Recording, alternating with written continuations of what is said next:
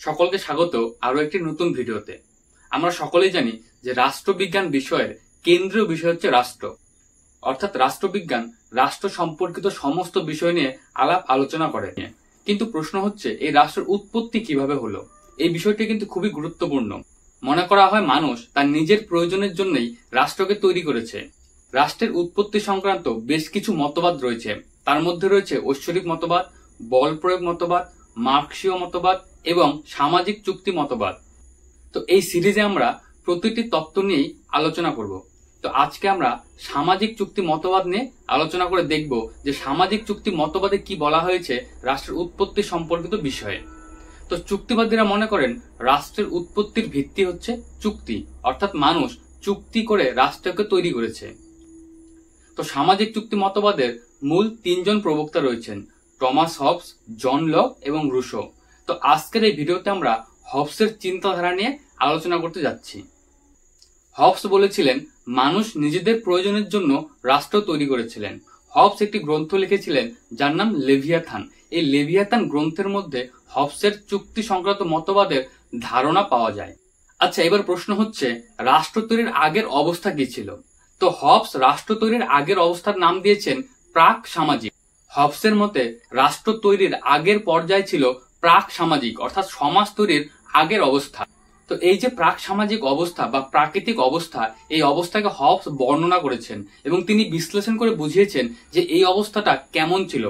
Hobbes বলেছেন এই অবস্থায় মানুষ ছিল স্বার্থপর, কলহপ্রিয় এবং একে অন্যের সঙ্গে দ্বন্দ্ব বিবাদ লেগেই থাকত। এবং এই প্রাক সামাজিক অবস্থায় যে যত বেশি শক্তিশালী সে তত বেশি ক্ষমতা ভোগ করত এবং শক্তিশালীরা দুর্বলদের প্রতি বিভিন্নভাবে অত্যাচার করত। মানে এখানে প্রায় এক ধরনের জোর যার মুল্লুক তার এইরকম একটা অবস্থা বিরাজ করত। তো মানুষ এই অবস্থার থেকে বেরিয়ে আসার জন্য একটি পদ্ধতি অবলম্বন করে। তো তারা ঠিক করে যে তারা একটি প্রতিষ্ঠান তৈরি করবে। তো এই প্রতিষ্ঠান তৈরির সূচনা হয় চুক্তির মাধ্যমে। হবস বলেছিলেন মানুষ এই অবস্থার থেকে, অর্থাৎ এই প্রাক সামাজিক দুর্বিষহ অবস্থার থেকে বেরিয়ে আসার জন্য নিজেদের মধ্যে ঠিক করে যে তারা একটি সংগঠন তৈরি করবে এবং তারা একজন শাসককে নির্বাচিত করবে।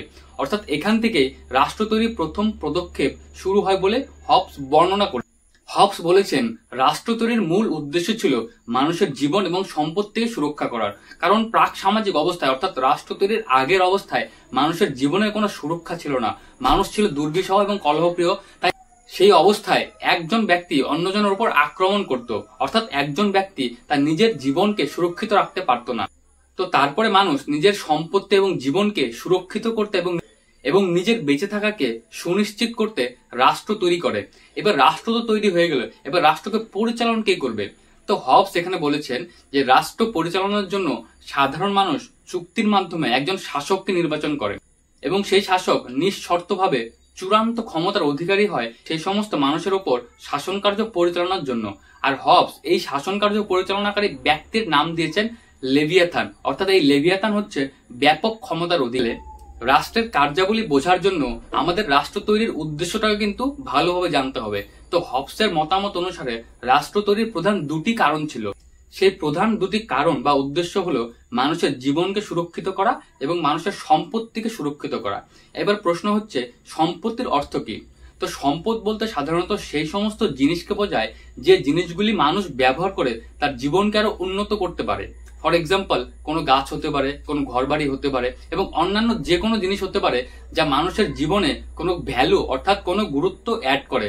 সেই সমস্ত জিনিসকে বলা হয় সম্পদ।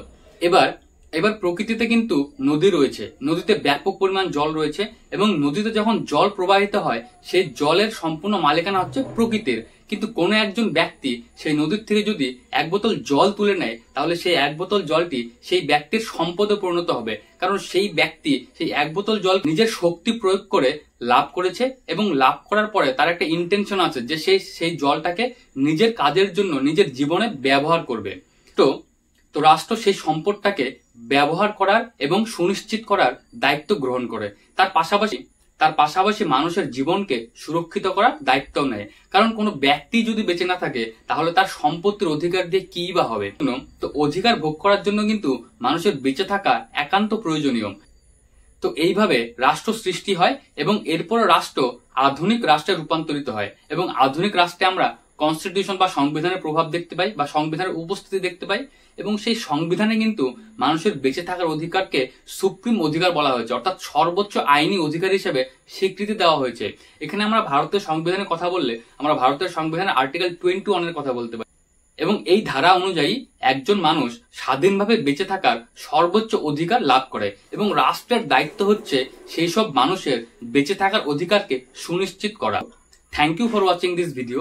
তো এই ভিডিওতে আমরা আলোচনা করলাম যে সামাজিক চুক্তি মতবাদের একজন অন্যতম তাত্ত্বিক থমাস হবসের মতে রাষ্ট্র কিভাবে তৈরি হয়েছিল এবং রাষ্ট্র তৈরির কি উদ্দেশ্য ছিল। এর পরবর্তী ভিডিওগুলিতে আমরা জন লক এবং রুশোর সামাজিক চুক্তি মতবাদের ধারণা নিয়ে আলোচনা করব। তোমরা যদি এই চ্যানেলটি নতুন হয়ে থাকো তাহলে এখনো চ্যানেলটিকে সাবস্ক্রাইব করো এবং বেল আইকনে ক্লিক করো।